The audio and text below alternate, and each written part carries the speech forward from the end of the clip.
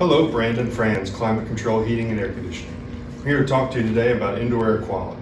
There are three pieces to indoor air quality that we focus on. One is particles. This is the stuff that's captured in your air filter.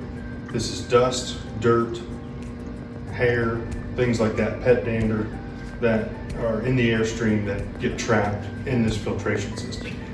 The other pieces we're not as familiar with are chemicals, such as building materials, volatile organic compounds, things that you normally are going to open a window and ventilate your house if you're using. And the other one are biologicals.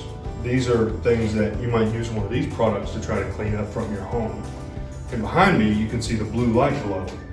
This is UVC technology. That's why the light is blue.